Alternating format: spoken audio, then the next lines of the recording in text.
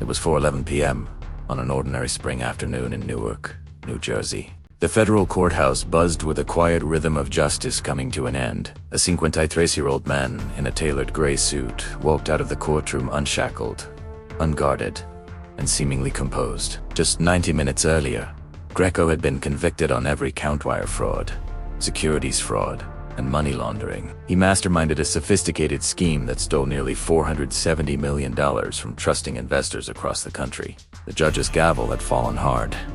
It was to be remanded into custody immediately. 2 veteran U.S. Marshals flanked him. Frank Dano, 61, a seasoned deputy and father of 3.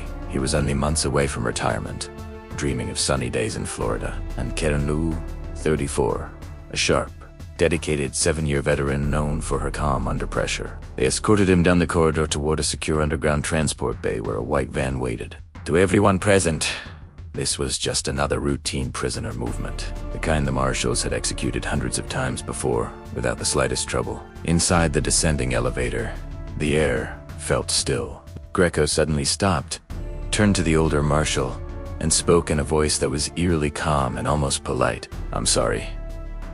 In one lightning-fast motion, he pulled a crude but razor-sharp shank, fashioned from a plastic comb. He had meticulously sharpened it over weeks, and drove it deep into Frank Dano's neck. Bright arterial blood sprayed violently across the elevator walls. As Dano crump-hogged, Greco spun and slammed his elbow into Karen Lou's temple with brutal force, knocking her unconscious to the floor. He ripped the Glock 22 from her holster, pointed it at the third guard, who immediately raised his hands, then chose not to pull the trigger. Instead, he bolted through the open doors. It was 4:16 p.m. The first frantic 911 call came at 4:19.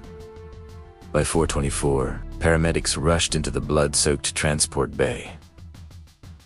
Frank Dano lay dead on the cold concrete. The manhunt for Anthony Greco had officially begun, one of the largest and most intense in the region in recent years. The first hour, chaos and containment. Within minutes, the entire federal building was locked down tight, doors sealed, elevators frozen, every exit guarded. No one in or out without full credentials.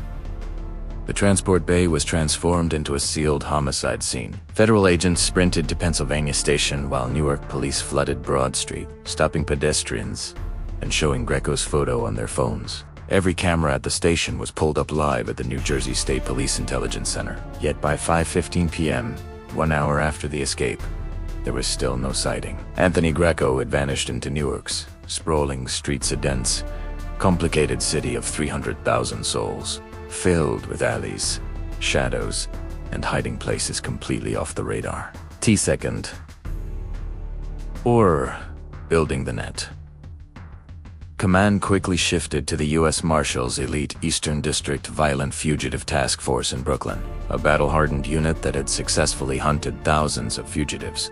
While intelligence analysts worked furiously to build a complete digital portrait of Greco's life, every past address, every job, every known associate, every financial trail. 2 deputies and a victim coordinator sat across the kitchen table from his wife in their quiet Short Hills home. Still wearing her salon cape, she was in shock, sobbing uncontrollably. She had only learned of the escape and the murder from a reporter's urgent phone call. Through tears, she gave immediate consent to search their house, surrendered her phone for full monitoring, and carefully compiled a list of 15 people her husband might try to contact. A deputy stayed behind as a silent observer. Within minutes, phone records and location data for those names were being urgently pulled. Third War, narrowing the search. Using standard protocol, analysts calculated that a stressed man on foot could realistically cover 3 to 4 miles per hour. This created a focused but challenging search radius centered on the vibrant Ironbound district, an historic Portuguese and Brazilian neighborhood just east of Penn Station. It was packed with cash-only businesses, weekly rental apartments, immigrant networks, and tied-back alleys. Exactly the kind of place where a man with cash could disappear for days. At 6:47 p.m., a break came. A nervous motel clerk on Ferry Street called 911. A man matching Greco's description had paid cash for room 12 an hour earlier. He kept his head down, looked terrified, and offered no ID. SWAT teams moved in silently. Guests in nearby rooms were quietly evacuated. At 7:13 p.m., the tactical team breached the door. The room was empty. Clothes lay scattered on the bed. A half-eaten sandwich sat on the nightstand. Greco had spotted a passing Newark police cruiser through the window and slipped out the rear exit just minutes before they arrived. The fourth hour. Saturation and public alert.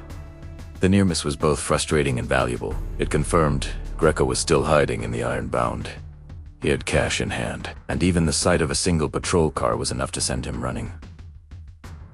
The task force saturated a 1-mile radius with every available officer. At 7:31 p.m., Assistant U.S. Marshal Hector Reyes made a decisive call from the command post. An emergency wireless alert exploded simultaneously to every smartphone in Essex County. Anthony Greco is armed and dangerous, wanted for the murder of a federal officer. Do not approach. Call 911 immediately. 300,000 phones vibrated at once. Within 20 minutes, the 911 center was overwhelmed with more than 400 tips pouring in every hour. The fifth hour. The corner. At 8:02 p.m., the crucial tip arrived. A woman in an apartment building on Lafayette Street, only 2 blocks from the motel, called to say a man matching Greco's new clothes had been pacing anxiously in the alley behind her building for nearly 20 minutes. Units converged quietly and efficiently. By 8:10 p.m., the entire alley and surrounding streets were sealed. A police drone rose into the night sky, its thermal camera locking onto a single crouched heat signature, pressed against a brick wall. Hector Reyes chose negotiation over force. Anthony, this is Hector Reyes, with the U.S. Marshal's Service. We know you're in the alley. You're completely surrounded. No one else needs to die today. Come out slowly with your hands up. We will not shoot. If you cooperate. He repeated the message calmly several times. At 8:30 p.m., Greco's shaky voice finally replied. I want my wife. A phone was carefully brought forward. 4:11 raw, heart-wrenching minutes. His wife spoke to him through heavy tears, begging him to surrender, telling him she still loved him and that they would face whatever came next together. At 8:44 p.m., exactly 4 hours and 28 minutes after the escape, Anthony Greco walked slowly out of the alley, with his hands raised high above his head, tears streaming down his face. He offered no resistance. Officers took him down swiftly. The stolen Glock 22 was still tucked in his waistband, fully loaded. He had not fired a single shot. Aftermath. Frank Dano left behind a devastated wife, 3 adult children, and 4 young grandchildren. He had been just weeks away from retirement and the peaceful Florida life he and his wife had finally purchased. Karen Lou recovered physically from her concussion within a month, but the psychological scars ran deep. She eventually left street duty and became a respected instructor at the Federal Law Enforcement Training Center in Glencoe, Georgia. To every new class of deputy marshals, she delivers the same unforgettable warning. There is no such thing as a routine transport. Greco later pleaded guilty to the murder of a federal officer and was sentenced to life in prison without parole. He was sent to a DX Florence, America's most secure supermax facility in Colorado. There he would spend the rest of his days in a stark, 7-bit 12-foot concrete cell until he died of natural causes 17 years later. The entire manhunt lasted less than 5 hours. Nearly 1,800 officers from multiple agencies, helicopters circling overhead, drones in the sky, phone traces, door-to-door sea arches, and a massive public alert, all mobilized with extraordinary precision against one man. Because the vast law enforcement machine built over 140 years to catch fugitives like Anthony Greco is at its most powerful, relentless, and effective in those critical first 12 hours. And this time it worked perfectly.